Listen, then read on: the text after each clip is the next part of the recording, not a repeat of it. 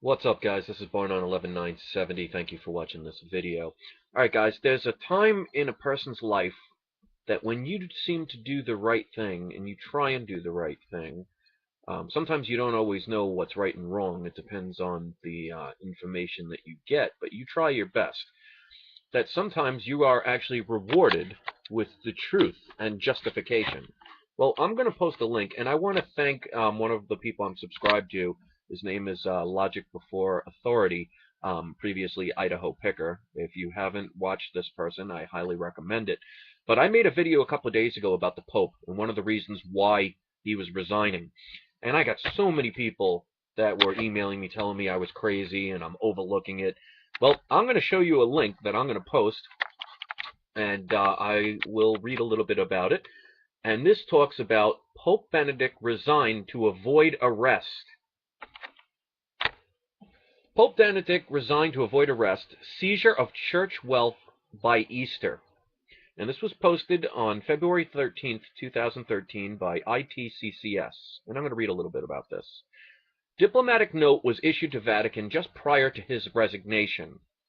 New Pope and Catholic clergy face indictment and arrest as Easter reclamation plan continues. And that's in quotes. Means they've been investigating this for a while. A global media release and statement from the International Tribunal into Crimes of Church and State. This has been going on for centuries, crimes between church and state, but let's read a little bit about this. The historically unprecedented resignation of Joseph Ratzinger as Pope this week was compelled by an upcoming action by a European government to issue an arrest warrant against Ratzinger and a public lien against Vatican property and assets by Easter.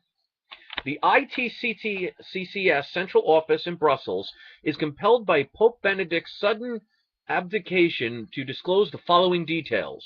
1.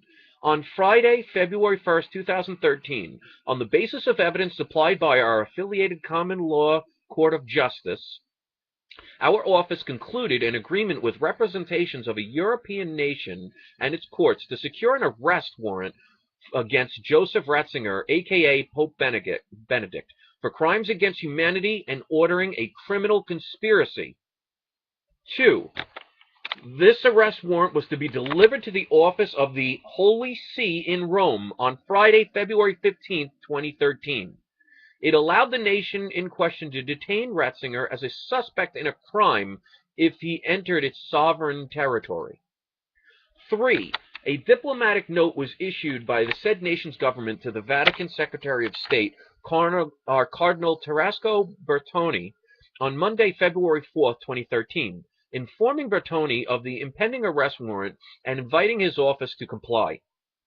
No reply to this note was received from Cardinal Bertone or his office, but 6 days later, Pope Benedict resigned.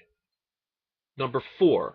The agreement between our tribunal and the said nation included a second provision to issue a commercial lien through the nation's courts against the property and wealth of the Roman Catholic Church commencing on Easter, Sunday, March 31st, 2013. This lien was to be accomplished by a public and global Eastern reclamation campaign, whereby Catholic Church property was to be occupied and claimed by citizens as public assets forfeited under international law and the Rome Statute of International Criminal Court. 5. It is the decision of our tribunal and said nation's government to proceed with the arrest of Joseph Ratzinger upon his vacating the office of the Roman Pontiff on a charge of crimes against humanity and criminal conspiracy. And number 6. It is our further decision to proceed, as well as the indictment and arrest of Joseph Ratzinger, successor as Pope, on the same charges, and to enforce the commercial lien and Easter reclamation campaign against the Roman Catholic Church as planned. In closing, our tribunal acknowledges that Pope Benedict's complicity in criminal activities of the Vatican Bank, the IOR, was compelling his eventual dismissal by the highest officials of the Vatican. But according to our sources, Secretary of State Tarasco Bertone forced Joseph Ratzinger's resignation immediately, and in direct response to the diplomatic note concerning the arrest warrant that was issued to him by the said nation's government on February 4th, 2013. We call upon all citizens and governments to assist our efforts to legally and directly disestablish the Vatican Incorporated and arrest its chief officers and clergy who are complicit in crimes against humanity and the ongoing criminal conspiracy to aid and protect child torture and trafficking. Further bulletins of this event of the Easter Reclamation Campaign will be issued by our office this week. All right, guys. How many people said I was crazy? How many people said I read into things? How many people just think that people like me who actually read into things, that actually look into things, can never find something, that we're always looking for this, everything's a conspiracy theory? I've been talking about the Vatican. If you actually watch my old channel, I made several videos about how the Vatican is responsible for things like World War II, Nazi Germany, and all these different crimes against humanity, and I was laughed at. Well, you know what?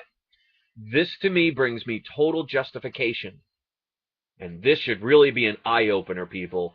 And this is what happens when we all look a blind eye and think, oh, something's too crazy, or something like that could never happen. Well, guess what?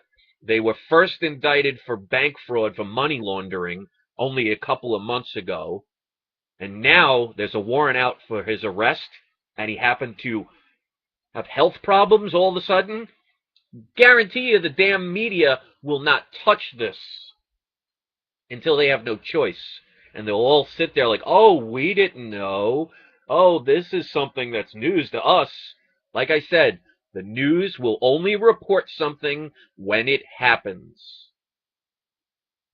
I am so proud that I am one of the people that tries to speak truth and speaks about things that so many people are so afraid to talk about.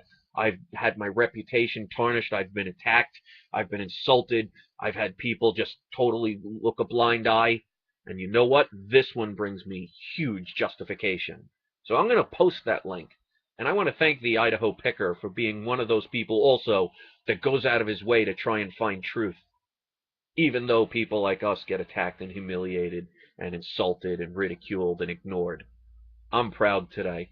And I feel sorry for the people who had to go through all these situations and have to deal with morons out there who will never believe in the people that try and give the message. Watch the link.